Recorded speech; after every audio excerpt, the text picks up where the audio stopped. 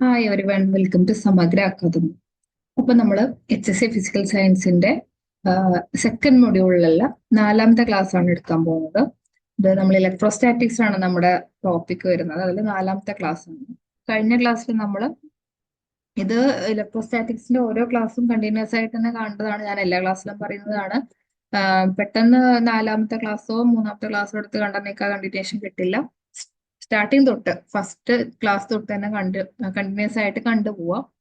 പിന്നെ ഡൗട്ടുകൾ എന്തെങ്കിലും ഉണ്ടെങ്കിൽ ചോദിക്കുക. അപ്പോൾ 3ാമത്തെ ക്ലാസ് വരെ നമ്മൾ പറഞ്ഞു നിർത്തി ഇലക്ട്രോസ്റ്റാറ്റിക് പൊട്ടൻഷ്യലും കാര്യങ്ങളൊക്കെ പറഞ്ഞു നിർത്തിയിട്ടുണ്ടായിരുന്നു. ഇനി നമുക്ക് പുതിയൊരു ടോപ്പിക്കാണ് നോക്കാനുള്ളത്, കപ്പാസിറ്റൻസ്. അതായത് കപ്പാസിറ്ററുകളും കപ്പാസിറ്റൻസും. നമ്മൾ കപ്പാസിറ്റർ എന്നുള്ള വേർഡിൽ തന്നെ കപ്പാസിറ്റി എന്ന എന്താന്നുള്ളത് വെച്ച് നമുക്കത് ഡിഫൈൻ ചെയ്യാവുന്നതേ ഉള്ളൂ. കപ്പാസിറ്റി എന്ന് പറഞ്ഞു കഴിഞ്ഞാൽ എന്താ, ഒരു കഴിവ് അല്ലെ, അല്ലെങ്കിൽ നമ്മുടെ എത്രത്തോളം ആണ് നമ്മുടെ കപ്പാസിറ്റി എന്നൊക്കെ പറഞ്ഞു കഴിഞ്ഞാൽ എന്താ, നമ്മുടെ ഒരു എനർജി എത്രത്തോളം നമുക്ക് സ്റ്റോർ ചെയ്ത് വെക്കാനുണ്ട്. അത് തന്നെയാണ് ഇവിടെയും കപ്പാസിറ്റർ കൊണ്ട് ഉദ്ദേശിക്കുന്നത്. പക്ഷെ ഇവിടെ സ്റ്റോർ ചെയ്ത് വെക്കുന്ന എനർജി എന്താണ്? ഇലക്ട്രിക്കൽ എനർജി ആണ്. വൈദ്യുതോർജ്ജം സംഭരിച്ചു വെക്കാനുള്ള ഒരു സംവിധാനമാണ് കപ്പാസിറ്റർ. കപ്പാസിറ്റർ എന്ന് പറഞ്ഞു കഴിഞ്ഞാൽ എന്താ, ടു സ്റ്റോർ എനർജി ആണ്, അല്ലെങ്കിൽ എനർജി സ്റ്റോർ ചെയ്ത് വെക്കാൻ, ഇലക്ട്രിക് എനർജി അല്ലെങ്കിൽ വൈദ്യുതോർജ്ജം സ്റ്റോർ ചെയ്ത് വെക്കാനുള്ള ഒരു സംവിധാനമാണ് എന്ത്, കപ്പാസിറ്റർ എന്ന് പറയുന്നത്. അപ്പൊ ആ കപ്പാസിറ്ററിന്റെ അങ്ങനെ വൈദ്യുതി സ്റ്റോർ ചെയ്ത് വെക്കാനുള്ള അല്ലെങ്കിൽ ഇലക്ട്രിക് എനർജി സ്റ്റോർ ചെയ്ത് വെക്കാനുള്ള ആ ഒരു കഴിവിനെയാണ് കപ്പാസിറ്റൻസ് എന്നുകൊണ്ട് ഉദ്ദേശിക്കുന്നത്. ഒരു കുചാലകം അല്ലെങ്കിൽ ഡൈഇലക്ട്രിക് അല്ലെങ്കിൽ ഇൻസുലേറ്റർ എന്നൊക്കെ പറയാം കൊണ്ട് വേർതിരിക്കപ്പെട്ട രണ്ടു ചാലകങ്ങൾക്കിടയിലെ വൈദ്യുത മണ്ഡലത്തിനുള്ളിലാണ് വൈദ്യുതോർജ്ജം സംഭരിച്ചു വെക്കുന്നത്. അപ്പൊ എങ്ങനെയായിരിക്കും? അതായത് ഇങ്ങനെ രണ്ട് പ്ലേറ്റ് ഉണ്ടായിരിക്കും. ഇത് പ്ലേറ്റ് 1, ഇത് പ്ലേറ്റ് 2. ഇതിന്റെ ഇടയിൽ ഡൈഇലക്ട്രിക് ആയിരിക്കും, അതായത് ഇൻസുലേറ്റർ ആയിരിക്കും, കുചാലകമായിരിക്കും, വൈദ്യുതി കടത്തിവിടാത്ത മെറ്റീരിയൽ ആയിരിക്കും. അത് പേപ്പർ ആയിരിക്കാം. അപ്പോൾ പല ടൈപ്പ് കപ്പാസിറ്റർ ഉണ്ട്. പേപ്പർ കപ്പാസിറ്റർ ഉണ്ട്, അതായത് നമ്മുടെ സാധാ കപ്പാസിറ്റർ ഉണ്ട്. അപ്പോ പേപ്പർ കപ്പാസിറ്റർ ആണെന്നുണ്ടെങ്കിൽ എന്താ, ഇതിന്റെ ഇടയിൽ പേപ്പർ ആയിരിക്കും. അതായത് ഏത് ഡൈഇലക്ട്രിക് ആണോ ഇതിന്റെ ഇടയിൽ ഉപയോഗിക്കുന്നത് അതിനനുസരിച്ചിട്ടാണ് ആ കപ്പാസിറ്ററിന് പേര് വരുന്നത്, നെയിം ചെയ്യുന്നത്. അപ്പൊ അങ്ങനെ രണ്ട് പ്ലേറ്റ് ഉണ്ടാവും. അപ്പൊ അതാണ് ഒരു കുചാലകം കൊണ്ട് വേർതിരിക്കപ്പെട്ട രണ്ട് ചാലകങ്ങൾക്കിടയിൽ. ഇത് കണ്ടക്ടർ ആയിരിക്കും, അതായത് വൈദ്യുതി കടത്തിവിടുന്നതായിരിക്കും. എന്നാൽ ഇത് ഡൈഇലക്ട്രിക് ആയിരിക്കും. ഇതിന്റെ ഇടയിൽ വരുന്ന ഈ സ്പേസ് എന്ന് പറയുന്നത് അത് എയർ ആയിരിക്കാം, അല്ലെങ്കിൽ പേപ്പർ ആയിരിക്കാം. എയർ ആണെന്നുണ്ടെങ്കിൽ നമ്മൾ സാധാ കപ്പാസിറ്റർ എന്ന് പറയും, പേപ്പർ ആണെന്നുണ്ടെങ്കിൽ അതിന് പേപ്പർ കപ്പാസിറ്റർ എന്ന് പറയും. അങ്ങനെ ഈ ഡൈഇലക്ട്രിക് എന്ത് മെറ്റീരിയൽ ആണോ അതിനനുസരിച്ചിട്ടാണ് കപ്പാസിറ്ററിന് നെയിം ചെയ്യുന്നത്. അപ്പൊ ഇവിടെയാണ് നമ്മുടെ ആ ഇലക്ട്രിക്കൽ എനർജി സ്റ്റോർ ചെയ്ത് വെക്കുന്നത്. രണ്ട് ചാലകങ്ങൾക്ക് Q മൈനസ് Q എന്നീ ചാർജുകളും അവയ്ക്കിടയിൽ V1 മൈനസ് V2 എന്ന പൊട്ടൻഷ്യൽ വ്യത്യാസമുണ്ട്. അപ്പൊ ഇവിടുത്തെ ചാർജ് Q പ്ലസ് Q, ഇവിടുത്തെ മൈനസ് Q ആണെന്നുണ്ടെങ്കിൽ എന്തുണ്ടായി, ഇവിടെ ഒരു പൊട്ടൻഷ്യൽ ഡിഫറൻസ് ഉണ്ടായി. അപ്പോ ഇവിടുത്തെ പൊട്ടൻഷ്യൽ V1ഉം V2 ആണെന്നുണ്ടെങ്കിൽ സെക്കൻഡ് പ്ലേറ്റിലെ പൊട്ടൻഷ്യൽ V2 ആണെന്നുണ്ടെങ്കിൽ ഇവിടെ എന്തുണ്ടായി, ഒരു പൊട്ടൻഷ്യൽ ഡിഫറൻസും ഉണ്ടായി. അതിന് നമുക്ക് V2 മൈനസ് V1 അല്ലെങ്കിൽ V1 മൈനസ് V2 ആ ഡിഫറൻസ് കാണിക്കാനാണ് നമുക്ക് ഇങ്ങനെ ഈ രീതിയിൽ എന്ത് ചെയ്യാം, റെപ്രസെന്റ് ചെയ്യാം. അപ്പോൾ സിംപ്ലി കപ്പാസിറ്റർ എന്ന് പറഞ്ഞു കഴിഞ്ഞാൽ എന്താ, കപ്പാസിറ്റർ എന്ന് പറയുമ്പോൾ എനർജി സ്റ്റോർ ചെയ്ത് വെക്കാനാണ്, അത് ഓർത്ത് വെക്കുക. കപ്പാസിറ്റർ എനർജി സ്റ്റോർ ചെയ്ത് വെക്കുന്ന സംവിധാനം താഴെ പറയുന്നത് ഏതാണെന്ന് ചോദിച്ചിട്ട് റെസിസ്റ്റർ, ഇൻഡക്ടർ അല്ലെങ്കിൽ കപ്പാസിറ്റർ അല്ലെങ്കിൽ ഇവയൊന്നുമല്ല എന്നൊക്കെ പറഞ്ഞ് ചോദിച്ചു കഴിഞ്ഞാൽ നമ്മൾ ഏതാ പറയണ്ടേ, കപ്പാസിറ്റർ ആണ്. അപ്പൊ അങ്ങനെ സംഭരിച്ചു വെക്കാനുള്ള ആ ഒരു കഴിവിനെയാണ് നമ്മൾ എന്താ പറയുന്നത്, കപ്പാസിറ്റൻസ്. ഇനി ഇവിടെ പറയുന്ന പൊട്ടൻഷ്യൽ ഉണ്ടല്ലോ, ഇവിടെ പറയുന്ന ഈ പൊട്ടൻഷ്യല് എന്തിന് അനുപാതികമായിരിക്കും? ആ ചാർജിന് അനുപാതികമായിരിക്കും. ഇവിടെ പറയുന്നത്, നമ്മൾ പറഞ്ഞു ആ പാരലൽ പ്ലേറ്റുകൾ തമ്മിൽ എന്തുണ്ടാവും, ഒരു പൊട്ടൻഷ്യൽ ഡിഫറൻസ് ഉണ്ടാവും. അത് എന്ന് പറയുന്നത് എന്തിന് തുല്യമാണ് നമ്മൾ പറഞ്ഞു, എന്തിന് ആനുപാതികമായിരിക്കും, പൊട്ടൻഷ്യലിനോട് ആനുപാതികമായിരിക്കും. അപ്പൊ നമുക്ക് എങ്ങനെ എഴുതാം, ആനുപാതികം എന്നുള്ളത് നമ്മൾ എങ്ങനെയാ കാണിക്കുക, Q പ്രൊപ്പോർഷണൽ ടു ബി, അതായത് ഈ ചാർജ് കൂടുന്നതിനനുസരിച്ചിട്ട് ആ പൊട്ടൻഷ്യൽ ഡിഫറൻസും കൂടും, അല്ലെങ്കിൽ ചാർജിൽ ഉണ്ടാകുന്ന ഡിഫറൻസ് കുറയുന്നതിനനുസരിച്ചിട്ട് ആ പൊട്ടൻഷ്യൽ ഡിഫറൻസ് കുറയും. അപ്പൊ Q പ്രൊപ്പോർഷണൽ ടു ബി എന്ന് എഴുതാം. അപ്പൊ പ്രൊപ്പോർഷണാലിറ്റി സൈൻ മാറ്റി ഒരു ഇക്വേഷന്റെ രൂപത്തിൽ എഴുതുമ്പോൾ, അതായത് ഒരു ഈക്വൽ ടു എന്ന് പറഞ്ഞിട്ട് എഴുതുമ്പോൾ ഈ പ്രൊപ്പോർഷണാലിറ്റി സൈൻ മാറ്റി നമുക്ക് അവിടെ എന്ത് കൊടുക്കണം, ഒരു കോൺസ്റ്റന്റ് കൊടുക്കണം അല്ലെ. കോൺസ്റ്റന്റ് ഇൻറ്റു ബി എന്ന് എഴുതണം. അപ്പൊ ആ കോൺസ്റ്റന്റിനെയാണ് നമ്മൾ എന്ത് പറയുന്നത്, കപ്പാസിറ്റൻസ് എന്ന് പറയുന്നത്. അപ്പോൾ ക്യൂ ഈക്വൽ ടു സി. ഇത് വളരെ ഇമ്പോർട്ടന്റ് ആയിട്ടുള്ള ഒരു ഇക്വേഷൻ ആണ്. പ്രോബ്ലം ആയിട്ട് ചോദിക്കാറുണ്ട്, ഈ റിലേഷൻ ഡയറക്റ്റ് ചോദിക്കാറുണ്ട്. ഇവിടെ സി എന്ന് പറയുന്നത് കപ്പാസിറ്ററിന്റെ കപ്പാസിറ്റൻസ് ആണ്, അല്ലെങ്കിൽ അഥവാ ധാരിത എന്ന് വിളിക്കുന്നു. അപ്പോൾ ഇത് C equal to Q by V ആണ് കേട്ടോ. എന്താ പ്രിന്റിംഗ് മിസ്റ്റേക്ക് ആണ്. ക്യൂ ബൈ വി ആണ്. Q equal to C by V. അപ്പൊ C equal to Q by V എന്ന് കിട്ടും. ഇതാണ് correct equation. Q by V എന്നാണ്. ഡിവൈഡഡ് ബൈ എന്നുള്ള ഒരു ഏരോ മാർക്ക് വിട്ടുപോയതായിരിക്കണം. അതെന്തായാലും ഒന്ന് നോട്ട് ചെയ്ത് വെക്കുക കേട്ടോ. ക്യൂ ബി അല്ല, ക്യൂ ബൈ ബി ആണ്. ഈ കപ്പാസിറ്റൻസിന്റെ യൂണിറ്റ്, ഇത് എപ്പോഴും നമ്മുടെ സാധാ 10th ലെവൽ PSCകൾക്കൊക്കെ സ്ഥിരം ഒരു ചോദ്യമാണ്. കപ്പാസിറ്റൻസിന്റെ യൂണിറ്റ് എന്താണുള്ളത്? അത് 1 ഫാരഡേ ആണ്. ഇൻഡക്ടറിന്റെ യൂണിറ്റ് എന്താ? ഹെൻറി ആണ് ഇൻഡക്ടറിന്റെ യൂണിറ്റ്. എന്നാൽ ഫാരഡേ ആണ് കപ്പാസിറ്ററിന്റെ യൂണിറ്റ്. ഇൻഡക്ടറിന്റെ unit Henry. ഇത് ഇൻഡക്ടറിന്റെ യൂണിറ്റ്. ഇത് മാറിപ്പോകരുത്. കപ്പാസിറ്ററിൻ്റെത് ഫാരഡേ. ഇപ്പൊ കപ്പാസിറ്റർ ഇത് ഫാരഡേ ആണ് ഇതിന്റെ എന്താ ഫാദർ എന്ന് പറഞ്ഞ് അറിയപ്പെടുന്നത്. അതുകൊണ്ടാണ് അയാളുടെ ആ ഒരു ഓർമ്മയ്ക്ക് വേണ്ടിയിട്ടാണ് ഫാരഡേ എന്നുള്ള ആ ഒരു പേര് കൊടുത്തത്. ഹെൻറി എന്ന് പറയുന്ന ഒരു സയന്റിസ്റ്റിന്റെ പേര് തന്നെയാണ്. അപ്പം കപ്പാസിറ്ററിന്റെ യൂണിറ്റ് ഫാരഡേ. ഇനി അതിങ്ങനെ അർത്ഥം മതി. നമ്മുടെ ഫാനിലൊക്കെ ഉള്ളത് കപ്പാസിറ്റർ അല്ലേ? നമ്മൾ ചിലവര് ഫാനൊക്കെ കറങ്ങാതെ ആയി കഴിഞ്ഞാൽ ചിലപ്പോൾ ആരെങ്കിലും വന്ന് പറയും കപ്പാസിറ്റർ മാറ്റാനായിട്ടുണ്ട് എന്നൊക്കെ പറയാറുണ്ട് അല്ലെ? അപ്പൊ കപ്പാസിറ്റർ യൂണിറ്റ് എന്താണ്? ഫാരഡേ. അതങ്ങനെ ഓർത്ത് വെച്ചാൽ മതി കേട്ടോ. അപ്പോ കപ്പാസിറ്ററിന്റെ യൂണിറ്റ് എന്ന് പറയുന്നത് ഫാരഡേ ആണ്. 1 ഫാരഡേ എന്ന് പറഞ്ഞു കഴിഞ്ഞാൽ എന്ത് പറയാം? C by V. അതെങ്ങനെയാ കിട്ടുന്നത്? സി ബൈ വി എന്ന് പറഞ്ഞാൽ കൂളം പെർ വോൾട്ട്. അതെങ്ങനെയാ കിട്ടുന്നത്? കപ്പാസിറ്ററിന്റെ ഇക്വേഷൻ ക്യൂ ബൈ വി ആണ് അല്ലെ? അപ്പൊ കപ്പാസിറ്ററിന്റെ യൂണിറ്റ് ക്യൂവിന്റെ യൂണിറ്റ് ബൈ പൊട്ടൻഷ്യലിന്റെ യൂണിറ്റ് ആയിരിക്കും. ക്യൂ എന്ന് പറഞ്ഞാൽ ചാർജ്. ചാർജിന്റെ യൂണിറ്റ് കൂളം ആണ്. പൊട്ടൻഷ്യലിന്റെ യൂണിറ്റ് വോൾട്ട് ആണ്. അതായത് കൂളം പെർ വോൾട്ട് അല്ലെങ്കിൽ കൂളം വോൾട്ട് ഇൻവേഴ്സ്.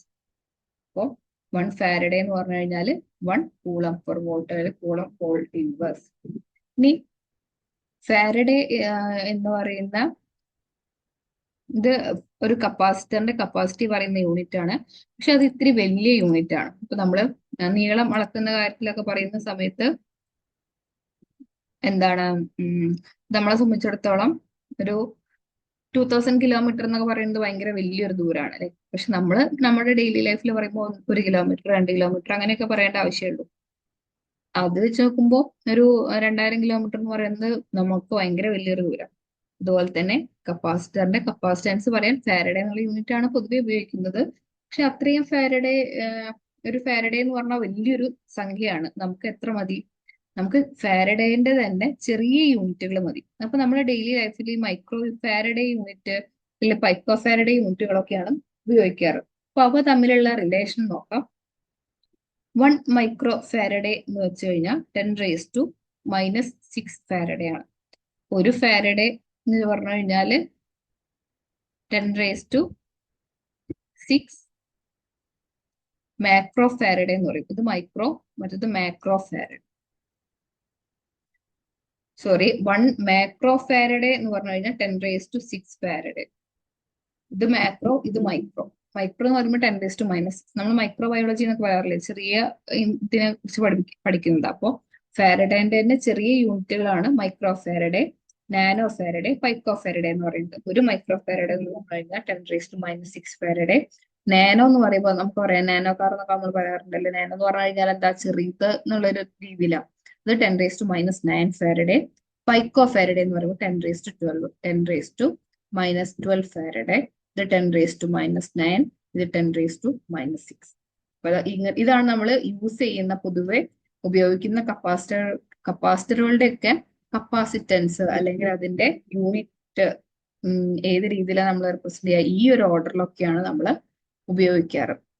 ഒരു ഫാരഡേ കപ്പാസിറ്റൻസുള്ള കപ്പാസിറ്റർ ഒന്നല്ല നമ്മൾ ഉപയോഗിക്കുക. ഏകദേശം ഒരു മൈക്രോ ഫാരഡേ അല്ലെങ്കിൽ 2 മൈക്രോ ഫാരഡേ അല്ലെങ്കിൽ 5 മൈക്രോ ഫാരഡേ ഒക്കെ ഉള്ള കപ്പാസിറ്ററുകളൊക്കെയാണ് നമ്മൾ പൊതുവെ ഉപയോഗിക്കാറ്. അപ്പൊ അത് നമ്മൾ ഉപയോഗിക്കുന്ന ഡെയിലി ലൈഫിൽ ഉപയോഗിച്ച് കാണുന്ന യൂണിറ്റുകളാണ് ഈ മൈക്രോ ഫാരഡേ, നാനോ ഫാരഡേ, പിന്നെ എന്താ പൈക്കോ ഫാരഡേ എന്നൊക്കെ പറയുന്നത്. ഇനി ഒരു ഡൈ ഇലക്ട്രിക മാധ്യമത്തിന് അതിന്റെ കുചാലക സ്വഭാവം നഷ്ടപ്പെടാതെ നിലനിർത്താൻ കഴിയുന്ന ഏറ്റവും ഉയർന്ന വൈദ്യുത മണ്ഡലമാണ് അതിന്റെ ഡൈഇലക്ട്രിസിറ്റി. അല്ലെങ്കിൽ ഡൈഇലക്ട്രിക് സ്ട്രെങ്ത് എന്ന് പറഞ്ഞു കഴിഞ്ഞാൽ എന്താ? ഒരു ഡൈഇലക്ട്രിക് മാധ്യമത്തിന് അതിന്റെ കുചാലക സ്വഭാവം, അതായത് കണ്ടക്ട് ചെയ്യാതിരിക്കുന്ന അല്ലെങ്കിൽ ഇൻസുലേറ്റ് ചെയ്യപ്പെടുന്ന ഒരു സ്വഭാവം ഉണ്ടല്ലോ, അത് നഷ്ടപ്പെടാതെ നിലനിർത്താൻ കഴിയുന്ന ഏറ്റവും ഉയർന്ന വൈദ്യുത മണ്ഡലം. അതിനപ്പുറം എന്താവും? അത് കണ്ടക്ടറായി മാറിപ്പോകും. അതായത് ഇതാണ് അതിന്റെ ഡൈഇലക്ട്രിക് സ്ട്രെങ്ത് എന്ന് പറഞ്ഞു കഴിഞ്ഞാൽ. ഡൈഇലക്ട്രിക് എന്ന് പറഞ്ഞു കഴിഞ്ഞാൽ എന്താ? ഇൻസുലേറ്റർ എന്നുള്ള അർത്ഥത്തിൽ തന്നെയാണ്. അപ്പൊ ഡൈഇലക്ട്രിക് എന്ന് പറഞ്ഞു കഴിഞ്ഞാൽ ഇൻസുലേറ്റർ എന്നുള്ള അർത്ഥത്തിൽ തന്നെയാണ് നമ്മൾ പറയാം. അല്ലെങ്കിൽ എന്താണ്? കുചാലകം, വൈദ്യുതി കടത്തി വിടാത്ത അവസ്ഥ. അങ്ങനെ വൈദ്യുതി കടത്തി വിടാതെ ഇതിലിങ്ങനെ എനർജി സ്റ്റോർ ചെയ്തുകൊണ്ടിരിക്കുകയാണ്. വൈദ്യുതോർജ്ജമാണ് അതിൻ്റെ ഉള്ളിൽ സ്റ്റോർ ചെയ്യപ്പെടുന്നത്, കപ്പാസിറ്ററിന്റെ ഉള്ളില്. അങ്ങനെ വൈദ്യോർജ്ജം സ്റ്റോർ ചെയ്ത് ഏതുവരെ ഇതിന്റെ ഇൻസുലേഷൻ എന്നുള്ള ഒരു പൊട്ടൻഷ്യൽ അല്ലെങ്കിൽ ആ ഒരു കപ്പാസിറ്റി നിലനിർത്താൻ കഴിയുന്നുണ്ടോ, ആ ഒരു കപ്പാസിറ്റിയാണ് ഡൈഇലക്ട്രിക് സ്ട്രെങ്ത് അല്ലെങ്കിൽ ഡൈഇലക്ട്രിക് ശക്തി എന്ന് പറയുന്നത്. വായുവിന് ഇത് ഏകദേശം 3 × 10⁶ വോൾട്ട് പെർ മീറ്റർ ആണ്. ഇതിന്റെ വായുവിന് ഏകദേശം ഇത് 3 × 10⁶ വോൾട്ട് പെർ മീറ്റർ ആണ്. ഇനി അടുത്ത് പാരലൽ പ്ലേറ്റ് കപ്പാസിറ്റർ. അതെന്താന്ന് നോക്കാം. ഇത് നമ്മളിപ്പോ നമ്മുടെ സിലബസിൽ കപ്പാസിറ്റൻസ് എന്നുള്ളൊരു ടോപ്പിക്കാണ് പറയുന്നത്. പക്ഷെ നമ്മൾ അഡീഷണൽ പോയിന്റ് ഉൾപ്പെടെ നമ്മുടെ NCERT SCERT ടെക്സ്റ്റിലുള്ള പോയിന്റുകൾ ഉൾപ്പെടെയാണ് നോട്ട് തരുന്നത്. ഫസ്റ്റ് മൊഡ്യൂളിൽ നമ്മൾ സിലബസ് ഓറിയന്റഡ് ആയിട്ട് മാത്രം ക്ലാസ് എടുത്ത് എക്സ്ട്രാ നോട്ട് തരിക ചെയ്തത്. അപ്പൊ എനിക്ക് തോന്നി അങ്ങനെ ആകുമ്പോൾ ആ ഒരു ടോപ്പിക് കംപ്ലീറ്റ് ആവാത്ത പോലെ എനിക്ക് തോന്നി. വീണ്ടും നിങ്ങൾ ആ ഒരു ടോപ്പിക് തന്നെ വീണ്ടും പഠിക്കേണ്ടി വരല്ലേ. അപ്പൊ അതുകൊണ്ടാണ് ഈ മൊഡ്യൂൾ തൊട്ട് അതിന്റെ കൂടെ തന്നെ എക്സ്ട്രാ നോട്ടുകൾ തരാമെന്ന് വിചാരിച്ചത്. അപ്പോൾ ഇതില് സിലബസ് പ്ലസ് അഡീഷണൽ ആയിട്ടുള്ള NCERT SCERT പിന്നെ ഡിഗ്രി ലെവലുള്ള എല്ലാ കണ്ടന്റും വരുന്നുണ്ട് കേട്ടോ. അപ്പൊ അതാണ് പാരലൽ പ്ലേറ്റ് കപ്പാസിറ്റർ എന്ന് ചിലപ്പോൾ സിലബസിൽ ഉണ്ടോന്ന് ചോദിച്ചാൽ നമുക്ക് എടുത്തു പറയാനില്ല. പക്ഷെ ഇത്ര ഡീറ്റെയിൽ ആയിട്ട് പറയേണ്ടതില്ല. പക്ഷെ നമ്മുടെ ടെക്സ്റ്റ് ബുക്കിലുകളൊക്കെ ഉള്ളത് കൊണ്ട് അത് ആ നോട്ട് അതുപോലെ തരുന്നേ ഉള്ളൂ. എന്തായാലും പഠിച്ചു വെച്ചാൽ നിങ്ങൾക്ക് ഉപകാരം. ഇപ്പൊ നോട്ടിഫിക്കേഷൻ ഒക്കെ വിളിക്കുന്ന പറയുന്നത്. അതുകൊണ്ട് എന്തായാലും ഡിസംബർ 31 വിളിക്കുന്നൊക്കെയാണ് പറയുന്നത്. അപ്പൊ എന്തായാലും നമ്മള് എന്ത് ചെയ്യാ? പഠിച്ചു വെക്കാം കേട്ടോ. A എന്നത് ഓരോ പ്ലേറ്റിന്റെയും പരപ്പളവും D എന്നത് അവ തമ്മിലുള്ള അകലവുമാണ്. അപ്പൊ ഇതാണ് അതിന്റെ ഏരിയ. D എന്ന് പറയുന്നത് അവ തമ്മിലുള്ള ഡിസ്റ്റൻസ്. സിഗ്മ എന്ന് പറയുന്നത് ചാർജ് ഡെൻസിറ്റി അല്ലെങ്കിൽ ചാർജ് സാന്ദ്രത. അതായത് ചാർജ് പെർ ഏരിയ ആണ് ചാർജ് ഡെൻസിറ്റി അല്ലെങ്കിൽ സിഗ്മ എന്ന് പറയുന്നത്. അങ്ങനെയാണെന്നുണ്ടെങ്കിൽ രണ്ട് പ്ലേറ്റുകൾക്കും ഒന്ന് +Q ആണ്, ഒന്ന് -Q ആണ്. അപ്പോ രണ്ട് പ്ലേറ്റുകൾക്കും +Q അല്ലെങ്കിൽ -Q ചാർജുകളുണ്ട്. അപ്പോൾ പ്ലേറ്റുകളുടെ ഏരിയ A ആണ്, അത് തമ്മിലുള്ള ഡിസ്റ്റൻസ് D ആണ്, ചാർജ് +Q -Q ആണ്, ചാർജ് ഡെൻസിറ്റി സിഗ്മ എന്ന് പറയുന്നത് Q/A ആണെന്ന് വിചാരിക്കും. എങ്കിൽ ഓരോ പ്ലേറ്റുകൾ മൂലമുള്ള മണ്ഡലങ്ങൾ തുല്യവും വിപരീതവുമായതിനാൽ മേഖല 1ലെ ആകെ വൈദ്യുത മണ്ഡലം 0 ആയിരിക്കും. അതുപോലെ മേഖല 3ലെയും ആകെ വൈദ്യുത മണ്ഡലം 0 ആയിരിക്കും. അപ്പൊ എന്തുകൊണ്ടാണ് അത് അങ്ങനെ 0 പോകുന്നത് എന്ന് കാണിച്ചു തരാം. അപ്പൊ ഇതാണ് നമ്മുടെ പാരലൽ പ്ലേറ്റ് അല്ലെ. ഇതാണ് കപ്പാസിറ്റർ. എങ്ങനെ നമ്മൾ റെപ്രസെന്റ് ചെയ്യുന്ന സിമ്പിൾ ഇങ്ങനെയാണ്. രണ്ട് പാരലൽ ലൈന് വരച്ചിട്ട് ഇതാണ് അതിന്റെ കപ്പാസിറ്റർ, ഇതാണ് നമ്മുടെ റെസിസ്റ്റർ, ഇതാണ് സോളിനോയിഡ് നമ്മൾ എങ്ങനെയാണ് റെപ്രസെന്റ് ചെയ്യുക, അല്ലെങ്കിൽ ഇൻഡക്ടർ നമുക്ക് എങ്ങനെയാണ് റെപ്രസെന്റ് ചെയ്യുക. അപ്പൊ നമ്മൾ കപ്പാസിറ്റർ ഇങ്ങനെയാണ് റെപ്രസെന്റ് ചെയ്യാറ്. അപ്പൊ ഇതാണ് അതിന്റെ പാരലൽ ആയിട്ടുള്ള പ്ലേറ്റ്. ഈ പാരലൽ പ്ലേറ്റിന്റെ ഇവിടെ +Q ആണെന്ന് പറഞ്ഞു, ഇവിടെ -Q ആണെന്ന് പറഞ്ഞു. അപ്പൊ ഈ ഇലക്ട്രിക് ഫീൽഡ് എങ്ങനെയായിരിക്കും? പ്ലസിൽ നിന്ന് മൈനസിലായിരിക്കും ആ ഫീൽഡ് ഉണ്ടായിരിക്കുക. ഈ പ്ലേറ്റുകൾ മൂലമുള്ള മണ്ഡലങ്ങളുടെ ഡയറക്ഷൻ എന്ന് പറയുന്നത് പ്ലസിൽ നിന്ന് മൈനസിലേക്കായിരിക്കും. അപ്പൊ ഇത് പ്ലസ് ആണെന്നുണ്ടെങ്കിൽ ഇവിടെ ഈ ഫീൽഡിന്റെ ഡയറക്ഷൻ ഈ ഡയറക്ഷനിലായിരിക്കും അല്ലെ. ഇത് നെഗറ്റീവ് ആണ്. അപ്പൊ ഇവിടെ ഒരു പ്ലസ് ഉണ്ടെന്നുണ്ടെങ്കിൽ ഇവിടുന്ന് ഈ ഡയറക്ഷനിലായിരിക്കും ഉണ്ടാവുക. പ്ലസിൽ നിന്ന് നെഗറ്റീവിക്കല്ലേ വരിക. ഇവിടെയാണെന്നുണ്ടെങ്കിലോ ഈ ഒരു ഡയറക്ഷനിലായിരിക്കും ഫീൽഡ് വരിക. അപ്പൊ ഈ ഒരു പ്ലേറ്റിനെ സംബന്ധിച്ചിടത്തോളം ഇത് റീജിയൻ 1, ഇത് റീജിയൻ 2, ഇത് റീജിയൻ 3. ഈ ഒരു പ്ലേറ്റിനെ സംബന്ധിച്ചിടത്തോളം ഇത് രണ്ടും ഈക്വൽ ആൻഡ് ഓപ്പോസിറ്റ് ഡയറക്ഷനിലാണ് അല്ലെ. അപ്പൊ ഇവിടെ അതുപോലെ തന്നെ ഇതും ഈക്വൽ ആൻഡ് ഓപ്പോസിറ്റ് ഡയറക്ഷനിലാണ്. അപ്പൊ റീജിയൻ 3യിലും റീജിയൻ 1ലും എന്തായിരിക്കും? ആകെ വൈദ്യുത മണ്ഡലം 0 ആയിരിക്കും. അതാണ് ഇവിടെ കാണിച്ചിട്ടുള്ളത്. ഇവിടെ ഇവിടുന്ന് ഇങ്ങോട്ടും അല്ലേ. അപ്പൊ ഇത് ക്യാൻസൽ ചെയ്ത് പോകും. അതുപോലെ തന്നെ ഇവിടെയാണെന്നുണ്ടെങ്കിൽ ഇവിടെ ഇങ്ങോട്ടും ഇവിടുന്ന് ഇങ്ങോട്ടുമാണ്, അപ്പൊ ഇത് ക്യാൻസൽ ചെയ്ത് പോകും. അപ്പൊ അത് രണ്ടും 0 ആയിട്ട് പോകും. എന്നാൽ റീജിയൻ 2ലോ എല്ലാം ഒരേ ഡയറക്ഷനിലാണ് അല്ലെ, എല്ലാം ഈ ഡയറക്ഷനിലാണ് കിടക്കുന്നത് രണ്ടും അല്ലെ. അപ്പൊ അവിടെ എന്ത് ചെയ്യും, അവിടെ ക്യാൻസൽ ചെയ്യില്ല, അവിടെ രണ്ടും ആഡ് ചെയ്തിട്ടും. അപ്പൊ പാരലൽ പ്ലേറ്റ് കാരണമുള്ള പൊട്ടൻഷ്യൽ നമ്മൾ പറഞ്ഞിട്ടുണ്ടായിരുന്നു, വൈദ്യുത ഇലക്ട്രിക് ഫീൽഡ് നമ്മൾ പറഞ്ഞിട്ടുണ്ടായിരുന്നു σ/2ε0 ആണ്. അപ്പോ റീജിയൻ 1ലാകുമ്പോഴോ σ/2ε0, പിന്നെ പ്ലസ് മറ്റേത് ഓപ്പോസിറ്റ് ഡയറക്ഷനിലായത് നമ്മൾ നെഗറ്റീവ് സൈൻ എടുക്കണം, -σ/2ε0 എന്ന് വരും. അപ്പൊ അതെന്തായിരിക്കും, 0 ആയിട്ട് പോകും. ഇനി റീജിയൻ 3ലാണെന്നുണ്ടെങ്കിലോ σ/2ε0, ഇത് ഒന്ന് പ്ലസ് ആണ്, പ്ലസ് രണ്ടാമത്തത് എടുക്കുമ്പോൾ ഡയറക്ഷൻ ഓപ്പോസിറ്റ് ആയതുകൊണ്ട് -σ/2ε0 എന്ന് എടുക്കണം. അതുകൊണ്ട് അതും എന്തായി പോകും, 0 ആയിട്ട് പോകും. എന്നാൽ റീജിയൻ 2ലാണെന്നുണ്ടെങ്കിൽ, ഈ റീജിയനിലാണെന്നുണ്ടെങ്കിൽ രണ്ടും ഒരേ ഡയറക്ഷനിലാണ്. അപ്പൊ നമുക്ക് σ/2ε0 പ്ലസ് σ/2ε0 ഈക്വൽ ടു എത്ര വരും, 2σ/2ε0 ദാറ്റ് ഈസ് ഈക്വൽ ടു σ/ε0 എന്ന് കിട്ടും. ക്ലിയർ ആയോ? അതുകൊണ്ടാണ് ഈ ഒരു റീജിയനിൽ മാത്രമേ ഇലക്ട്രിക് ഫീൽഡ് ഉണ്ടാവുള്ളൂ. ഈ ഒരു രണ്ട് റീജിയൻ 1 and 3 അവിടെ എന്തായിരിക്കും, അത് 0 ആയിട്ട് പോകും. ക്ലിയർ ആയോ? ഇനി അടുത്തത് നോക്കാം. ഒരു സമമായ വൈദ്യുത മണ്ഡലത്തിന് പൊട്ടൻഷ്യൽ വ്യത്യാസം എന്നത് വൈദ്യുത മണ്ഡലത്തിന്റെയും പ്ലേറ്റുകൾ തമ്മിലുള്ള അകലത്തിന്റെയും ഗുണനഫലമാണ്. അതായത് നമ്മളെ കഴിഞ്ഞ ക്ലാസ്സിലെ പൊട്ടൻഷ്യലിന്റെ ഇക്വേഷൻ പഠിച്ചിട്ടുണ്ടായിരുന്നു. നമുക്ക് ജസ്റ്റ് ഒന്ന് റിവൈസ് ചെയ്യാം. ഫോഴ്സ് എന്തായിരുന്നു, ഇലക്ട്രോസ്റ്റാറ്റിക് ഫോഴ്സ്. ഇലക്ട്രോസ്റ്റാറ്റിക് ഫോഴ്സ് എന്തായിരുന്നു, കെ എന്ന് പറയുന്നത് എന്താണ്, 1/4πε0 അല്ലെ, Q1 Q2/r² ആണ്. ഇലക്ട്രിക് ഫീൽഡ് എന്തായിരുന്നു, ഇലക്ട്രിക് ഫീൽഡ് എന്ന് പറയുന്നത് KQ/r², അതായത് F/Q ആയിരുന്നു ഇ. അപ്പൊ ഒരു ചാർജ് കുറയും, KQ/r². ഇനി വി പൊട്ടൻഷ്യൽ എന്തായിരുന്നു, KQ/r, അതായത് ഇ ഇൻറ്റു ആർ ആയിരുന്നു, അല്ലെങ്കിൽ ഇ ഇൻറ്റു ഡിസ്റ്റൻസ്. ഇപ്പൊ ആർ അല്ലെങ്കിൽ ഏതെടുത്താലും കുഴപ്പമില്ല, ഇ ഇൻറ്റു ആർ ആയിരുന്നു എന്ത്, പൊട്ടൻഷ്യൽ എന്ന് പറയുന്നത് KQ/r. അപ്പൊ ഈ മൂന്ന് ഇക്വേഷനും നമ്മൾ എന്തായാലും നല്ല പോലെ ബൈ ഹാർട്ട് ആയിട്ട് വെക്കണം. ഇതിന്റെ റിലേഷൻ ഒക്കെ ചോദിക്കും. ഇലക്ട്രോസ്റ്റാറ്റിക് ഫീൽഡ് എന്താണ്, ഇൻവേഴ്സ്ലി പ്രൊപ്പോർഷണൽ ടു r² ആണ്, അല്ലെങ്കിൽ r²ആയിട്ടാണ് ഇത് റിലേറ്റ് ചെയ്തിരിക്കുന്നത്. എന്നാൽ പൊട്ടൻഷ്യലോ 1/r പ്രൊപ്പോർഷണൽ ആയിട്ടുള്ളത്. ഫോഴ്സും 1/r² പ്രൊപ്പോർഷണൽ ആയിട്ടുള്ളത്. ഇതൊക്കെ സ്റ്റേറ്റ്മെന്റ് ആയിട്ട് ചോദിക്കാം കേട്ടോ. അപ്പൊ നമ്മൾ പൊട്ടൻഷ്യൽ പറഞ്ഞു, ഇലക്ട്രിക് ഫീൽഡ് ഇൻറ്റു ഡിസ്റ്റൻസ് ആണ്.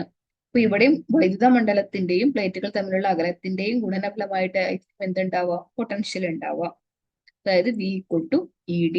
അപ്പൊ ഇ എന്ന് പറയുന്നത് എന്താ, σ/ε0 ആണ്. നമുക്ക് നേരത്തെ കണ്ടു, റീജിയൻ 2ല് മാത്രമേ ഉള്ളൂ അത് എന്ന് പറയുന്നത് σ/ε0 ആണ്. അപ്പൊ σ/ε0 × D എന്ന് വരും. അപ്പൊ കപ്പാസിറ്റൻസ് എന്താ, നമ്മൾ പറഞ്ഞു Q പ്രൊപ്പോർഷണൽ ടു V ആണ്. That is equal to Q = CV, that is C = Q/V. അപ്പൊ Q/V എന്നുള്ളതിൽ Q എന്നുള്ളിടത്ത് നമ്മൾ നേരത്തെ പറഞ്ഞു Q/A ആണ്, Q/A ആണ് സിഗ്മ. അപ്പോ Q = σA എന്ന് എഴുതാം അല്ലെ, σA / V = σD/ε0. ഇത്രയും എഴുതി കഴിഞ്ഞാൽ നമുക്ക് എങ്ങനെ സോൾവ് ചെയ്യാം, σA/σD/ε0 എന്നുള്ളത് ഞാൻ ന്യൂമറേറ്ററിൽ കൊടുക്കാം. അപ്പോ ε0 A/D എന്ന് വരും അല്ലെ. അപ്പൊ കപ്പാസിറ്റൻസ് കാണാനുള്ള ഫോർമുലയാണ് ε0 A/D. ഇത് വളരെ ഇമ്പോർട്ടന്റ് ആയിട്ടുള്ള ഒരു ഇക്വേഷൻ ആണ്. ഒരു കപ്പാസിറ്ററിന്റെ പാരലൽ പ്ലേറ്റിന്റെ ഏരിയ തരും, അവ തമ്മിലുള്ള ഡിസ്റ്റൻസും തരും, എന്നിട്ട് അതിന്റെ കപ്പാസിറ്റൻസ് കണ്ടുപിടിക്കാൻ ചോദിക്കാം. അല്ലെങ്കിൽ കപ്പാസിറ്റൻസും പാരലൽ പ്ലേറ്റ് കപ്പാസിറ്ററിന്റെ ഏരിയയും ഡിസ്റ്റൻസും തമ്മിലുള്ള റിലേഷൻ എന്താണെന്ന് ചോദിക്കാം. ഇത് വളരെ ഇമ്പോർട്ടന്റ് ആയിട്ടുള്ള ഒരു ഇക്വേഷൻ ആണ് കേട്ടോ, C = ε0 A/D എന്ന് പറയുന്നത്. ഇത് കപ്പാസിറ്ററിന്റെ ഇക്വേഷൻ ആണ്. അപ്പൊ കപ്പാസിറ്ററിന്റെ യൂണിറ്റ് നമ്മൾ എന്തായിരുന്നു പറഞ്ഞത്, ഫാരഡെ കേട്ടോ. ഇലക്ട്രോസ്റ്റാറ്റിക് ഫോഴ്സും ഡിസ്റ്റൻസും തമ്മിലുള്ള റിലേഷൻ 1/r².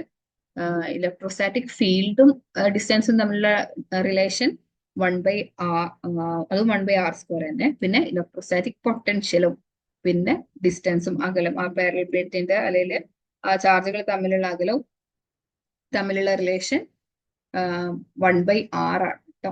ആ കാര്യങ്ങൾ ശ്രദ്ധിക്കുക. കപ്പാസിറ്റൻസിന്റെ ഫോർമുല ε0 A/D ആണ്. കൂടെ ഓർത്ത് വയ്ക്കുക. ഇനി ഈ കപ്പാസിറ്ററുകളുടെ സഞ്ചയ കോമ്പിനേഷൻ ഓഫ് കപ്പാസിറ്റർ നമ്മളെ റെസിസ്റ്റർ ഒക്കെ ഇങ്ങനെ വെക്കാറുണ്ട് അല്ലെ. നമുക്ക് ഇപ്പോൾ +1 +2 നമുക്ക് ലാബ് ചെയ്ത സമയത്ത് ഇങ്ങനെ റെസിസ്റ്റർ അല്ലെങ്കിൽ ഫിസിക്സിലൊക്കെ നിങ്ങൾ പഠിച്ചിട്ടുണ്ടാവും റെസിസ്റ്റർ ഇങ്ങനെ കോമ്പിനേഷൻ വരുന്ന സമയത്ത് അല്ലെങ്കിൽ ഇങ്ങനെയൊക്കെ റെസിസ്റ്റർ കമ്പൈൻ ചെയ്തിട്ട് ഇങ്ങനെ ഓരോ സർക്യൂട്ട് ഒക്കെ നമ്മൾ ഇങ്ങനെ പഠിച്ചിട്ടുണ്ടാവും. ഇതുപോലെ റെസിസ്റ്റർ ഇങ്ങനെ കമ്പൈൻ ചെയ്യുന്ന പോലെ തന്നെ നമുക്ക് എന്ത് കമ്പൈൻ ചെയ്യാൻ പറ്റും, കപ്പാസിറ്ററുകളും ഇങ്ങനെ കമ്പൈൻ ചെയ്യാൻ പറ്റും. അപ്പൊ കപ്പാസിറ്ററുകളുടെ കോമ്പിനേഷനെ കുറിച്ചിട്ടാണ് നമ്മൾ അടുത്ത് പറയാൻ പോകുന്നത്. ഫസ്റ്റ് എന്താണ്, ശ്രേണി രീതിയിലാണ് അല്ലെങ്കിൽ സീരീസ് ആയിട്ടാണ് കപ്പാസിറ്ററിനെ അറേഞ്ച് ചെയ്തിട്ടുള്ളത് അല്ലെങ്കിൽ കമ്പൈൻ ചെയ്തിട്ടുള്ളത്. നോക്കാം ശ്രേണി രീതിയിൽ റെസിസ്റ്റർ ആണെന്നുണ്ടെങ്കിൽ നമ്മൾ ശ്രേണി രീതിയിൽ ഇതാ ഇങ്ങനെ കമ്പൈൻ ചെയ്യുക അല്ലെ. പക്ഷെ കപ്പാസിറ്ററിന്റെ സിമ്പിൾ എന്താ, ഇങ്ങനെയാണ് നമ്മൾ പറഞ്ഞു അല്ലെ. അപ്പോ രണ്ട് കപ്പാസിറ്ററുകൾ അറേഞ്ച് ചെയ്യുന്ന സമയത്ത് ഇങ്ങനെയോ നമ്മൾ സർക്യൂട്ട് ഉണ്ടാവും. ഇതെന്തായിരിക്കും, ഒന്ന് +Q മറ്റേത് -Q, ഇത് +Q മറ്റേത് -Q, അങ്ങനെ വരും. ഇത് കപ്പാസിറ്റർ 1, ഇത് കപ്പാസിറ്റർ 2. ആ ഫിഗർ ആണ് നമ്മൾ ഇവിടെ കാണിച്ചിട്ടുള്ളത് കേട്ടോ. ഈ സഞ്ചയത്തിന്റെ ആകെ പൊട്ടൻഷ്യൽ വ്യത്യാസം V എന്നത് യഥാക്രമം C1നും C2നും ഇടയിൽ പൊട്ടൻഷ്യൽ വ്യത്യാസങ്ങളായ V1 V2 എന്നിവയുടെ ആകെത്തുകയാണ്. ഇവിടെയാണ് നമ്മൾ പൊട്ടൻഷ്യൽ കൊടുക്കുന്നത്. V എന്നുള്ള ഒരു പൊട്ടൻഷ്യൽ ഒരു സെല്ല് വെച്ച് കൊടുക്കുകയാണ്. ആ പൊട്ടൻഷ്യൽ ഇങ്ങനെ വരും, പക്ഷെ അതിന്റെ പകുതി ഇവിടെയും നേർപകുതി എന്നല്ല, അതിലൊരു ഭാഗം ഇവിടെയും ഒരു ഭാഗം ഇവിടെയും വരും. അതുകൊണ്ട് തന്നെ V എന്ന് പറയുന്നത് V1 + V2 ആയിരിക്കും. ഏതില്, ശ്രേണിയിലായിരിക്കുമ്പോൾ അല്ലെങ്കിൽ സീരീസ് ആയിരിക്കുമ്പോൾ V1 + V2 ആയിരിക്കും. നമ്മൾ നേരത്തെ ഒരു റിലേഷൻ പഠിച്ചിട്ടുണ്ടായിരുന്നു, Q = CV. അപ്പോ V എന്ന് പറയുന്നത് എന്തായിരിക്കും, Q/C. അപ്പൊ V എന്ന് പറയുന്നത് Q/C, that is equal to V1 ഉള്ളതിന് എന്ത് പറയാം നമ്മള്, Q/C1 + Q/C2 എന്ന് എഴുതാം അല്ലെ. ഇവിടെയുള്ള ചാർജ് ആണ് Q, ഇത് Q/C1, ഇത് Q/C2. അതാണ് V1 എന്ന് പറയുന്നത് Q/C1 ആണ്, V2 എന്ന് പറയുന്നത് Q/C2 ആണ്. അപ്പൊ V എന്ന് പറയുന്നത് Q/C1 + Q/C2. ഇത് Q കോമൺ ആയതുകൊണ്ട് Q എന്ന് പുറത്തേക്ക് എടുക്കാം. നമുക്ക് 1/C1 + 1/C2 എന്ന് കിട്ടും. ക്ലിയർ ആയോ? അതായത് Q/C = Q/C1 + Q/C2. അതിൽ Q കോമൺ ആയതുകൊണ്ട് Q ക്യാൻസൽ ചെയ്ത് പോകും. ബാക്കി 1/C = 1/C1 + 1/C2. അപ്പൊ ഇത്രയും മനസ്സിലാക്കി വെക്കാം. കപ്പാസിറ്ററുകൾ സീരീസ് ആയിട്ടാണ് അല്ലെങ്കിൽ ശ്രേണി രീതിയിലാണ് കമ്പൈൻ ചെയ്തിട്ടുള്ളത് എന്നുണ്ടെങ്കിൽ നമ്മുടെ എഫക്റ്റീവ് കപ്പാസിറ്റൻസ് അല്ലെങ്കിൽ സഫല കപ്പാസിറ്റൻസ് അല്ലെങ്കിൽ ടോട്ടൽ കപ്പാസിറ്റൻസ് എന്ന് പറയുന്നത് ആ രണ്ട് കപ്പാസിറ്ററുകളുടെയും കപ്പാസിറ്റൻസിന്റെ റെസിപ്രോക്കൽ എടുത്തിട്ട് ആഡ് ചെയ്യാം. അതാണ് സഫല കപ്പാസിറ്റൻസിന്റെ റെസിപ്രോക്കൽ എന്ന് പറയുന്നത്. അപ്പോൾ 1/C = 1/C1 + 1/C2. എന്നാൽ ശ്രദ്ധിക്കുക, റെസിസ്റ്ററിന്റെ കേസിൽ സീരീസ് ആണെന്നുണ്ടെങ്കിൽ ടോട്ടൽ റെസിസ്റ്റൻസ് എന്ന് പറയുന്നത് R1 + R2 ആണ്. ഇതിന്റെ നേരെ റിവേഴ്സ് ആണ് കപ്പാസിറ്ററിന്റെ. രണ്ടും കൂടെ ഒന്ന് താരതമ്യം ചെയ്ത് ഞാൻ പറഞ്ഞുതരാം. ഇപ്പൊ നിങ്ങൾ ഇത്രയും മനസ്സിലാക്കി വെക്കുക. കപ്പാസിറ്റർ സീരീസ് ആയിട്ട് കണക്ട് ചെയ്തിട്ടുണ്ടെന്നുണ്ടെങ്കിൽ സഫല കപ്പാസിറ്റൻസ് C എന്ന് പറയുന്നത് 1/C1 + 1/C2 ആണ്. ഇതെന്ന് പറയുന്നത് 1/C ആണ്, അതായത് C2 + C1 / C1 C2. ഇത് 1/C ആണ്. ഇനി സിന്റെ answer കണ്ടുപിടിക്കണമെന്നുണ്ടെങ്കിൽ C1 C2 / C1 + C2 തന്നെ കണ്ടുപിടിക്കണം. ഇത് 1/C ആണ്. അപ്പൊ നമുക്ക് ഇത് സോൾവ് ചെയ്താൽ കിട്ടുന്ന ഉത്തരം 1/C ആയിരിക്കും. അതിന്റെ റെസിപ്രോക്കലിൽ വിൽക്രമം എടുത്തു കഴിഞ്ഞാൽ മാത്രമേ സപ്ല കപ്പാസിറ്റൻസ് നമുക്ക് കിട്ടും. ഇനി 3 കപ്പാസിറ്റർ ഉണ്ടെന്നുണ്ടെങ്കിൽ ഈ ഇക്വേഷൻ എന്ത് മാറ്റാ വരിക, 1/C1 + 1/C2 + 1/C3. 3 കപ്പാസിറ്റേഴ്സ് ഉണ്ടെന്നുണ്ടെങ്കിൽ. ഇനി 4 ആണെന്നുണ്ടെങ്കിലോ ഇതൊന്നും കൂടെ കൂടും, 1/C4 വരും. ഇതെന്ന് പറയുന്നത് 1/C ആണ്, അതായത് സഫല കപ്പാസിറ്റൻസിന്റെ റെസിപ്രോക്കൽ ആണ്. നമ്മൾ ടോട്ടൽ ഇതിന്റെ ആൻസർ കണ്ടുപിടിച്ചിട്ട് അതിപ്പോ 2/5 ആണ് നമുക്ക് കിട്ടിയതെന്നുണ്ടെങ്കിൽ 2/5 ഓപ്ഷനിൽ ഉണ്ടാവും. പക്ഷെ 2/5 അല്ല നമ്മുടെ ആൻസർ. ഇത് 1/C ആണ്. C എന്ന് പറയുന്നത് അപ്പോൾ 5/2 ആയിരിക്കും നമ്മുടെ കറക്റ്റ് ആൻസർ. അതൊന്ന് ശ്രദ്ധിച്ചിട്ട് ചെയ്യാം. ഓക്കെ, ഇപ്പൊ ഇതാണ് കപ്പാസിറ്റർ സീരീസ് ആയത്. അപ്പോൾ 10 കപ്പാസിറ്ററുകൾ ഉണ്ടെന്നുണ്ടെങ്കിൽ 1/CN വരെ പോകും. ഇനി കപ്പാസിറ്ററുകൾ സമാന്തര രീതിയിലാണെന്നുണ്ടെങ്കിൽ, സമാന്തര രീതിയിലാണെന്ന് പറഞ്ഞു കഴിഞ്ഞാൽ എങ്ങനെയാ, ഇതാ ഒരു കപ്പാസിറ്റർ ഇങ്ങനെ, അതിന് പാരലൽ ആയിട്ട് അടുത്ത കപ്പാസിറ്റർ,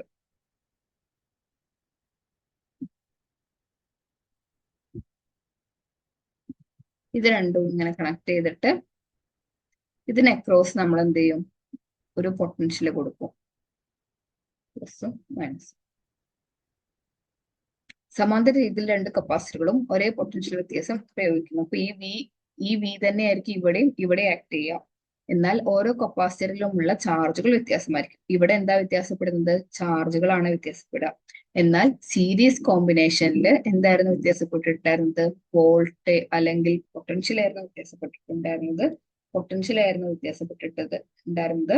എന്നാൽ പാരലൽ കോമ്പിനേഷനിൽ ചാർജുകളാണ് വ്യത്യാസപ്പെട്ടിരിക്കുന്നത്. അതൊക്കെ ഓർത്ത് വെച്ചോളൂ. നമുക്ക് സ്റ്റേറ്റ്മെന്റ് ആയിട്ടൊക്കെ വേണമെങ്കിൽ ചോദിക്കാൻ ചാൻസ് ഉണ്ട്. അങ്ങനെയാണെങ്കിൽ യഥാക്രമം ഇതിനെ Q1 എന്നും Q2 എന്നും പറയാം. എങ്കിൽ ആകെയുള്ള ചാർജ് ടോട്ടൽ Q എന്ന് പറയുന്നത് Q1 പ്ലസ് Q2 ആയിരിക്കും.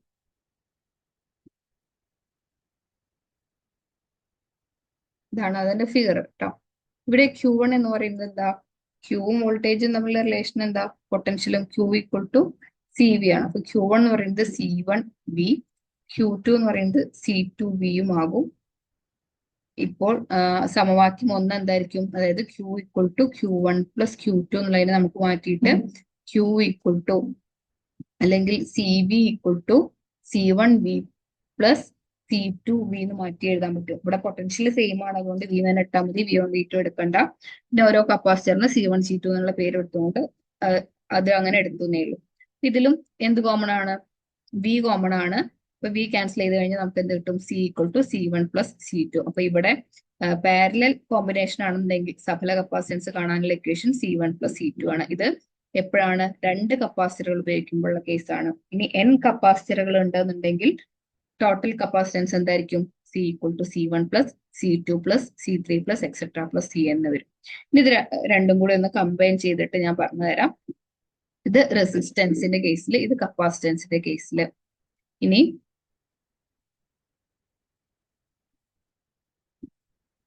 സീരീസ് കോമ്പിനേഷൻ സ്ക്രീൻ തന്നെ വയ്ക്കാം, നിങ്ങൾക്ക് കൺഫ്യൂഷൻ ആവണ്ട.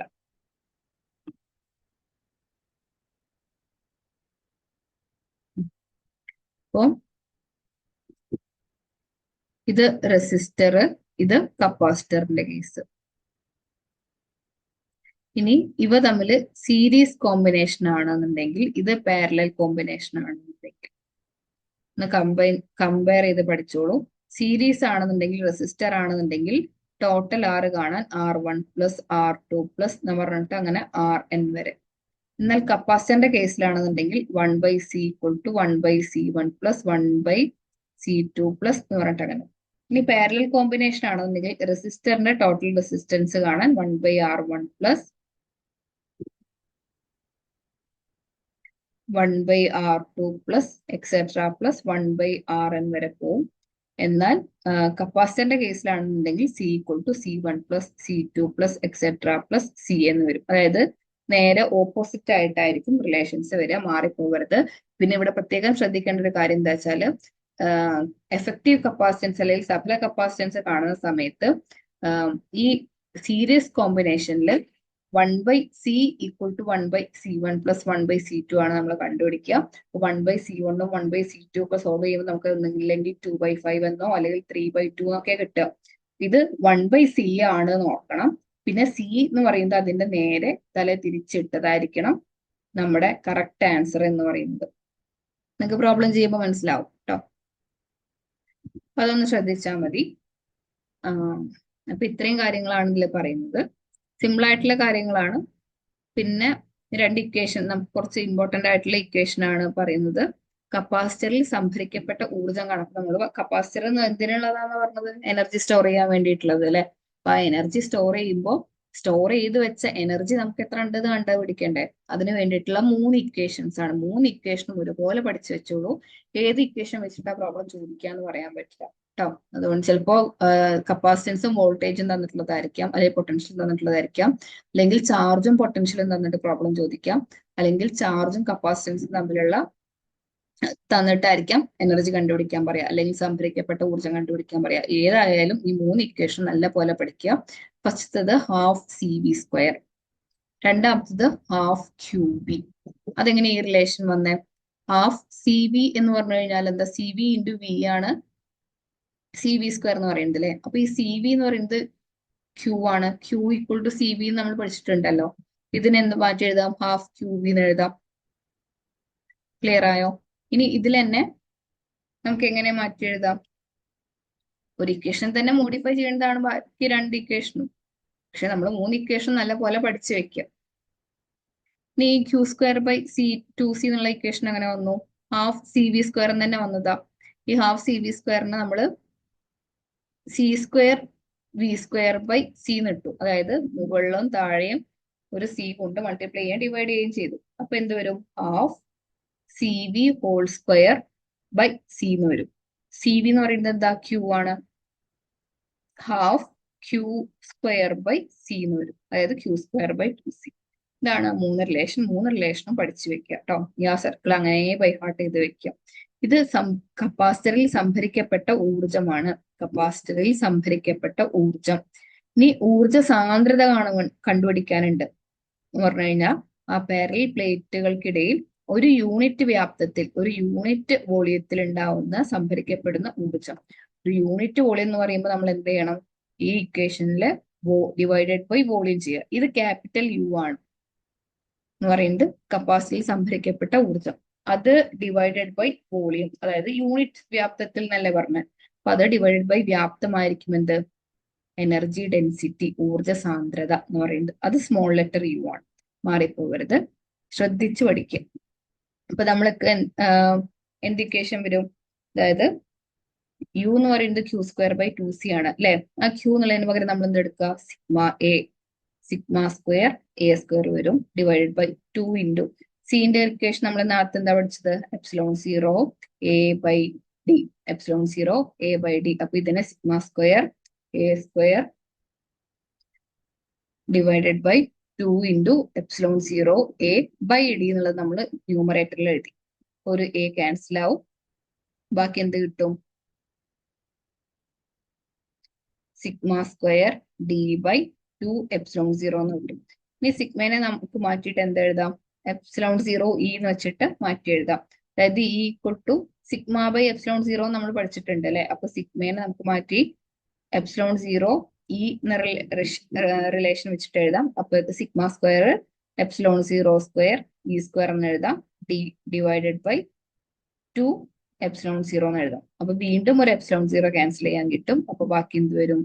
Epsilon 0 E square D by 2 എന്ന് വരും അല്ലെ. ഇനി നമുക്ക് എന്താണ്? ഡിവൈഡഡ് ബൈ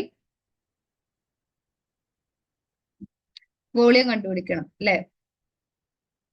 ഇതാണ് നമ്മൾ ഇവിടുന്ന് തുടങ്ങിയ ക്യൂ സ്ക്വയർ. ഒന്നും കൂടെ പറയാം. ക്യൂ സ്ക്വയർ ബൈ 2c ആണ് അല്ലെ. അപ്പൊ യു ബൈ വോളിയം ആണ് എന്ത്? യു ബൈ വോളിയം ആണ് എന്ത്? യു നമ്മുടെ എനർജി ഡെൻസിറ്റി എന്ന് പറയുന്നത് അല്ലെ. അപ്പൊ ഈ യുവിനെ ഒന്ന് ആദ്യം മാറ്റിയിട്ട് എഴുതാം. അപ്പൊ ക്യൂ സ്ക്വയർ എന്നുള്ളതിന് സിഗ്മ സ്ക്വയർ എ സ്ക്വയർ എന്ന് എഴുതാം. ഇവിടെ ഉണ്ട്. ഡിവൈഡഡ് ബൈ 2 ഇൻറ്റു സി എന്നുള്ളതിന് epsilon 0 A by D. Epsilon 0 A by D. ഇനി ഡി എന്നുള്ളതിനെ ന്യൂമറേറ്ററിലേക്ക് കൊണ്ടുവരുമ്പോൾ sigma square A square divide by 2 epsilon 0 A divide by D എന്നുള്ളത് മുകളിലേക്ക് പോകും.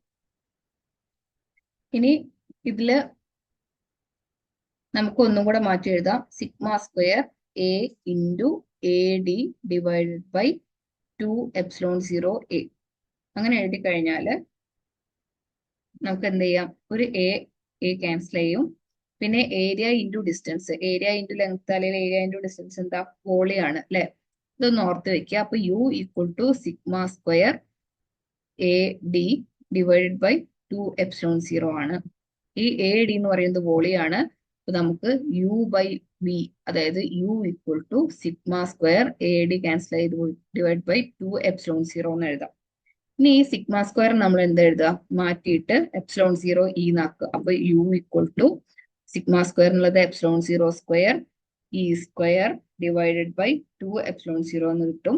അപ്പോൾ ഒരു എപ്സിലോൺ 0 കൂടെ ക്യാൻസൽ ചെയ്ത് കഴിഞ്ഞാൽ ഹാഫ് എപ്സിലോൺ 0 ഇ സ്ക്വയർ എന്ന് കിട്ടും.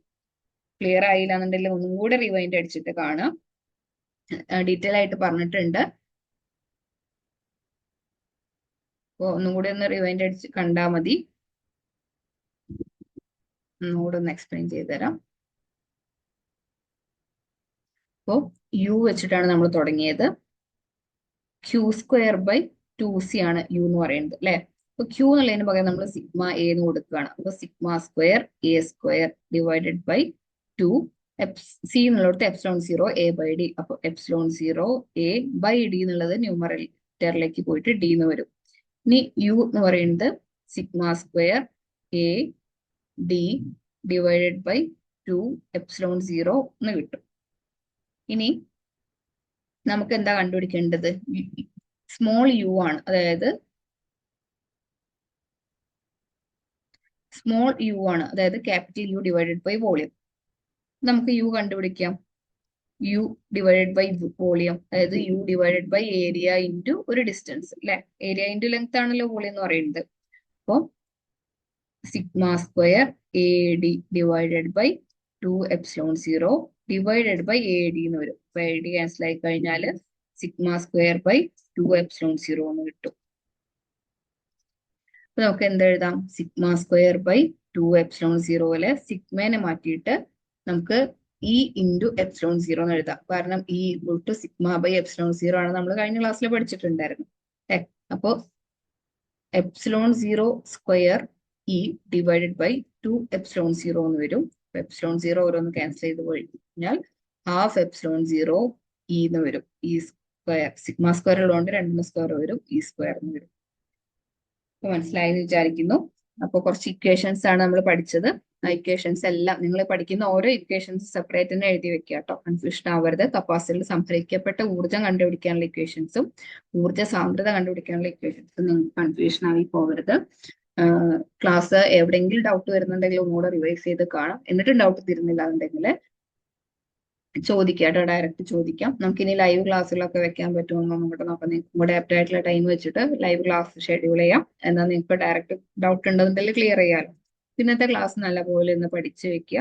എന്നിട്ട് ഈ ഒരു ക്ലാസ്സുമായിട്ട് ബന്ധപ്പെട്ടുള്ള ക്വസ്റ്റ്യൻസ് ഇന്ന് തന്നെ ഞാൻ അയച്ചു തരാം. അതൊന്ന് സോൾവ് ചെയ്ത് നോക്കുക. അപ്പൊ നിങ്ങൾക്ക് ഏകദേശം ഒരു ഐഡിയ കിട്ടും, പഠിച്ചിട്ടുണ്ടോ അല്ലെങ്കിൽ ക്ലാസ് മനസ്സിലാവുന്നുണ്ടോ എന്നുള്ളൊരു ഐഡിയ കിട്ടും. അപ്പൊ ഇന്നത്തെ ക്ലാസ് നിർത്തുകയാണ്.